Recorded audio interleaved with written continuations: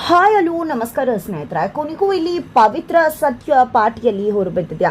ಈ ಕಡೆ ಭಾರ್ಗವಿ ತಿಲಕ್ನ ವಿಷಯವಾಗಿ ಹೇಳಿದಂಥ ಸತ್ಯ ಏನಾಯಿತು ಏನು ಕಥೆ ಇದು ಎಲ್ಲವನ್ನ ಕೂಡ ತಿಳ್ಕೊಬೇಕು ಅಂದರೆ ಈಗಲೇ ನಮ್ಮ ಈ ಚಾನಲ್ನ ಸಬ್ಸ್ಕ್ರೈಬ್ ಮಾಡಿ, ಹಾಗೆ ಒಂದು ವಿಡಿಯೋವನ್ನು ಪೂರ್ತಿಯಾಗಿ ನೋಡೋದನ್ನು ಯಾವುದೇ ಕಾರಣಕ್ಕೂ ಕೂಡ ಮರಿಬೇಡಿ.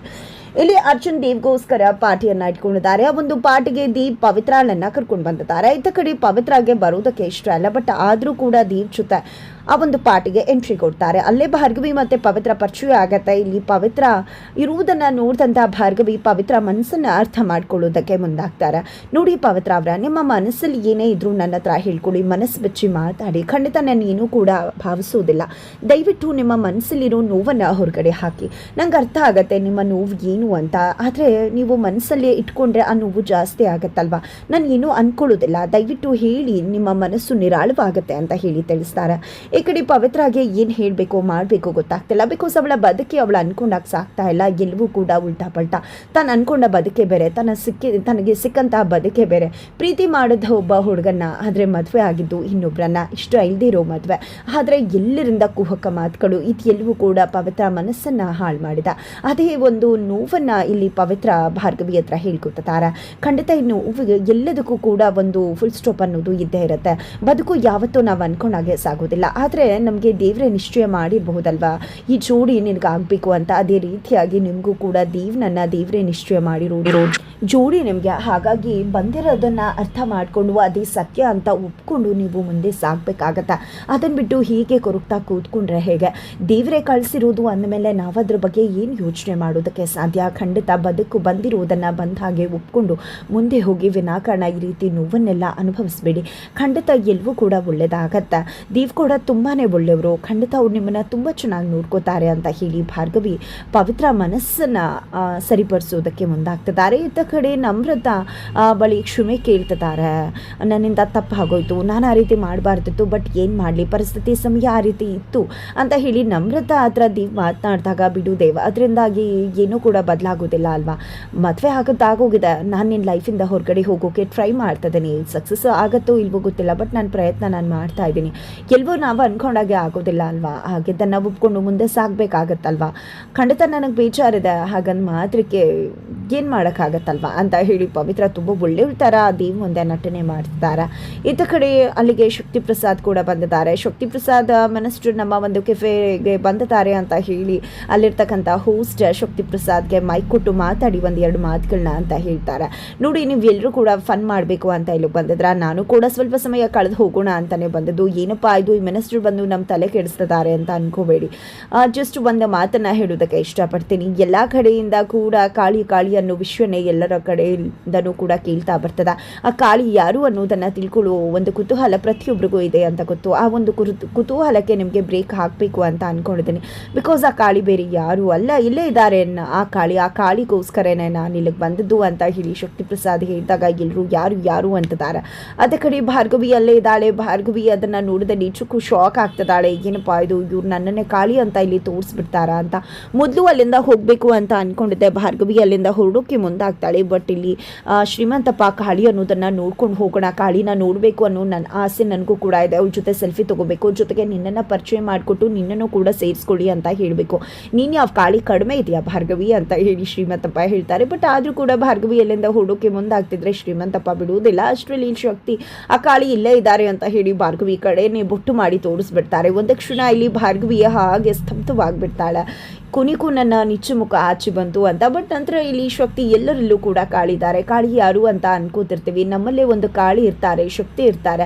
ಅದ್ರ ಬಗ್ಗೆ ನಾವು ಯೋಚನೆ ಮಾಡುವುದಿಲ್ಲ. ಪ್ರತಿಯೊಂದು ಹೆಣ್ಮಗಳು ಕೂಡ ತನಗೆ ಆದಂಥ ಅನ್ಯಾಯಕ್ಕೆ ವಿರುದ್ಧವಾಗಿ ನಿಂತ್ಕೋಬೇಕು. ಅದು ಗಂಡನೇ ಆಗಿರಲಿ, ಸಮಾಜನೇ ಆಗಿರಲಿ, ಕಾಳಿ ಅವತಾರವನ್ನು ತಾಳಬೇಕು ಅಂತ ನಾನು ಹೇಳ್ತೀನಿ ಅಂತ ಶಕ್ತಿ ಹೇಳಿದ ತಕ್ಷಣ ನಿಜಕ್ಕೂ ಎಲ್ಲರೂ ಕೂಡ ದೊಡ್ಡ ಚಪ್ಪಾಳಿಯನ್ನೇ ಹೊಡಿತಾರೆ. ನಂತರ ಇದ್ರ ಬಗ್ಗೆ ಯಾರಾದರೂ ಮಾತಾಡ್ತೀರಾ ಅಂತ ಹೇಳಿ ಹೋಸ್ಟ್ ಕೇಳಿದಾಗ ಈ ಕಡೆ ಭಾರ್ಗವಿ ನಾನು ಮಾತಾಡ್ತೀನಿ ಅಂತ ಹೇಳ್ತಾರೆ. ಹೇಳ್ತಿದ್ದಾರೆ. ಜನಗಳನ್ನ ಸಮಾಜವನ್ನ ಕಾಪಾಡಬೇಕಾಗ್ತಕ್ಕಂಥವ್ರು ಕಣ್ಮುಚ್ಕೊಂಡು ಕುಳಿತುಕೊಂಡಿರ್ಬೇಕಿದ್ರೆ ಸಮಾಜನ ಕಾಪಾಡೋದಕ್ಕೆ ಕಾಳಿ ಅಂತವ್ರು ಬರಲೇಬೇಕಾಗತ್ತಲ್ವಾ ಅಂತ ಹೇಳಿ ಶಕ್ತಿ ಪ್ರಸಾದ್ಗೆ ತಿರುಗೇಟನ್ನ ಕೊಡ್ತಿದ್ದಾಳೆ. ಖಂಡಿತವಾಗ್ಲೂ ಕಾಳಿ ಅವತಾರವನ್ನ ತಾಳಿ ಎಲ್ಲರನ್ನ ಕೂಡ ಕಾಪಾಡ್ತಿದ್ದಾಳೆ. ಖಂಡಿತವಾಗ್ಲೂ ಈ ಒಂದು ಸಮಾಜಕ್ಕೆ ಒಂದು ಹೆಣ್ಣು ಮಗಳು ಕಾಳಿಯಾಗಿ ಬಂತು ಅಂತ ಹೇಳಿದ್ರೆ ಯಾರು ಕೂಡ ಅದನ್ನ ಬದಲಾಯಿಸುವುದಕ್ಕೆ ಸಾಧ್ಯ ಇಲ್ಲ. ಖಂಡಿತ ಆಕೆನೆ ಕೆಟ್ಟ ಸಮಾಜಕ್ಕೆ ಸರಿಯಾದ ಪೆಟ್ಟನ್ನು ಕೊಟ್ಟು ಅದನ್ನ ಒಳ್ಳೆ ಸಮಾಜವನ್ನಾಗಿ ಮಾಡ್ತಾಳೆ. ಒಂದು ಒಳ್ಳೆ ಸಮಾಜ ನಿರ್ಮಾಣವಾಗಬೇಕು ಅಂದ್ರೆ ಅದು ಹೆಣ್ಣು ಮಕ್ಕಳಿಂದ ಮಾತ್ರ ಸಾಧ್ಯ ಅಂತ ಹೇಳಿ ಭಾರ್ಗವಿ ತಿಳಿಸ್ತಾರೆ. ತದನಂತರ ಈ ಕಡೆ ಪವಿತ್ರ ಕುಡಿತಕ್ಕಂಥ ಜ್ಯೂಸ್ನಲ್ಲಿ ಏನೇನೋ ನಮ್ರತ ಮಿಕ್ಸ್ ಮಾಡಿದಾಳೆ. ಅದೇ ಕಾರಣಕ್ಕೆ ಇಲ್ಲಿ ಪವಿತ್ರ ಕುಡಿದು ತೇಲ್ತಿದ್ದಾಳೆ. ಅಯ್ಯೋ ನನ್ನ ಮನಸ್ಸು ಕುಸ್ತು ಹೋಗಿದೆ ಅನ್ಕೊಂಡಿದ್ದೆ, ಆದರೆ ತೇಲ್ತಿದೆ, ನನಗೆ ಏನಾಗ್ತದೆ ಅಂತಾನೆ ಗೊತ್ತಾಗ್ತಿಲ್ಲ, ಎಲ್ಲ ಇಬ್ಬಿಬ್ರ ಕಾಣಿಸ್ತಿದ್ದಾರಲ್ಲ, ಅಯ್ಯೋ ಏನಪ್ಪ ಮಾಡೋದು, ನಾನು ಏನು ತಪ್ಪು ಮಾಡಿಲ್ಲ ಅಂದರೂ ಎಲ್ಲರೂ ನನ್ನನ್ನು ಬೈತಾರೆ, ಎಲ್ಲರೂ ನನ್ನನ್ನು ತಪ್ಪಿತಸ್ಥೆ ಅಂತ ಹೇಳ್ತಾರೆ, ಹಾಗೆ ಹೀಗೆ ಅಂತ ಹೇಳಿ ಮಾತನಾಡ್ತಾನೆ ಇದ್ದಾರೆ. ಕುಡಿದ ಮಿಲ್ಲಿನಲ್ಲಿ ಪವಿತ್ರಾಗೆ ಏನು ಮಾತಾಡ್ತಿದ್ದೀನಿ ಅನ್ನೋದು ಗೊತ್ತಾಗ್ತಾನೆ ಇಲ್ಲ.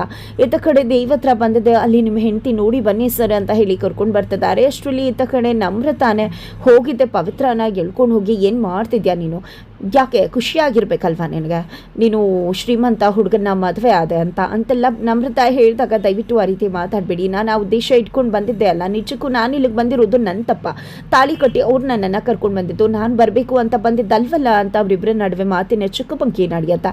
ಆಗ ಭಾರ್ಗವಿ ಹೋಗಿದ್ದೆ ಇಲ್ಲಿ ನಮ್ರತಾಯಿಂದ ಪವಿತ್ರನ ಕಾಪಾಡಿ ಅಲ್ಲಿಂದ ಕರ್ಕೊಂಡು ಬರ್ತಾರೆ. ಈ ಕಡೆ ಪವಿತ್ರ ಕನ್ನಡಿನ ತೋರಿಸ್ತಾ ತನ್ನ ಮನಸ್ಸಿನ ಮಾತನ್ನ ಹೇಳ್ಕೊತಾಳೆ, ನಾನು ಜೋಕರ್, ಎಲ್ರಿಗೂ ನಾನು ಜೋಕರ್ ಥರ ಕಾಣಿಸ್ತಿದ್ದೀನಿ, ತಿಲಕ್ನ ಪ್ರೀತಿಸ್ದೆ ಅವರನ್ನ ಮದುವೆ ಆಗಿ ಬಂದೆ, ತಿಲಕ್ನ ಪ್ರಾಣ ನಾನು ತೆಗೆದ್ಬಿಟ್ನಂತೆ, ನಾನು ಏನೆಲ್ಲ ಮಾತಾಡ್ತಾರೆ, ನಾನು ತಿಲಕ್ ಯಾಕೆ ನನ್ನ ಬಿಟ್ಟು ಹೋದ, ಜೋಕರ್ ಮಾಡ್ಲಿಕ್ಕೋಸ್ಕರ ಹೋದ, ಅವ್ರ ಹತ್ರ ಕ್ಷಮೆ ಕೇಳಲಿಕ್ಕೆ ಹೋದ, ನಾನು ಏನು ತಪ್ಪು ಮಾಡಿದ್ದೀನಿ ಅಂತ ಎಲ್ಲರೂ ನನ್ನ ಕಡೆ ದೂಷಣೆ ಮಾಡ್ತಿದ್ದಾರೆ, ನಿಜಕ್ಕೂ ನಾನು ಬದುಕಿರೋದೇ ತಪ್ಪು, ನಾನು ಸತ್ತು ಹೋಗಬೇಕಿತ್ತು ಅಂತ ನೊಂದ್ಕೊಂಡು ಹೇಳಬೇಕಾದ್ರೆ ಇಲ್ಲಿ ಎಲ್ಲರಿಗೂ ಕೂಡ ಒಂದು ಮುಖ ಅಷ್ಟೇ ಕಾಣುತ್ತೆ, ಪ್ರತಿಬಿಂಬ ಕಾಣಿಸೋದಿಲ್ಲ, ಜೊತೆಗೆ ಪ್ರತಿಬಿಂಬ ಕೂಡ ಅದರದ್ದೇ ಮುಖ ಅನ್ನೋದು ಗೊತ್ತಾಗೋದಿಲ್ಲ, ಅದು ಎರಡಲ್ಲ ಒಂದೇ ಒಂದು ಅಂತ ಹೇಳಿ ಹೇಳಿದಾಗ ಇಲ್ಲಿ ಭಾರ್ಗವಿಗೆ ಗೊತ್ತಾಗುತ್ತೆ ಗಂಗಾ ಗಾಯತ್ರಿ ದೇವಿ ಬೇರೆ ಬೇರೆ ಅಲ್ಲ, ಅವರಿಬ್ರು ಒಂದೇ ಅನ್ನೋದು.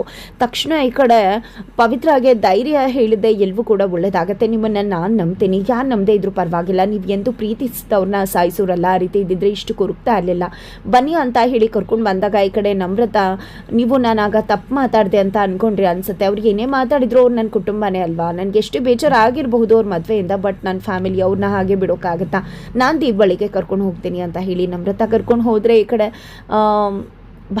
ಭಾರ್ಗವಿ ಬಂದಿದ್ದೆ ಅರ್ಜುನ್ ಹತ್ರ, ಅರ್ಜುನ ದಯಮಾಡಿ ನಾವು ಮನೆಗೆ ಹೋಗಬೇಕು ಬನ್ನಿ, ಅರ್ಜುನ್ ಕೆಲಸ ಇದೆ ಅಂತ ಹೇಳ್ತಿದ್ದಾರೆ. ಏನು ಅರ್ಜುನ್ ಕೆಲಸ, ನಮಗೆ ಟೈಮ್ ಕೊಡೋಕ್ಕಿಂತ ಅರ್ಜುನ್ ಕೆಲಸ ಏನಿದೆ, ಕಾಳಿಯಾಗಿ ಜನರನ್ನ ಕಾಪಾಡಬೇಕಾ ಅಥವಾ ಗಾಯತ್ರಿ ದೇವಿ ಜೊತೆ ನಿಂತು ಮತ್ತೊಂದು ಪ್ಲಾನ್ ಮಾಡಿ ಅಪ್ಪನ ಅರೆಸ್ಟ್ ಮಾಡಿಸ್ಬೇಕಾ ಅಂತ ಹೇಳಿ ಅರ್ಜುನ್ ಹೇಳಿದಾಗ ಭಾರ್ಗವಿ ಶಾಕ್ ಆಗ್ತಾಳೆ. ಬಿಕಾಸ್ ತಾನೇ ಕಾಳಿ ಅನ್ನೋದು ಗಂಡಂಗೆ ಗೊತ್ತಾಗಿದೆ ಅನ್ನೋ ವಿಷಯ ಗೊತ್ತಾಗುತ್ತೆ.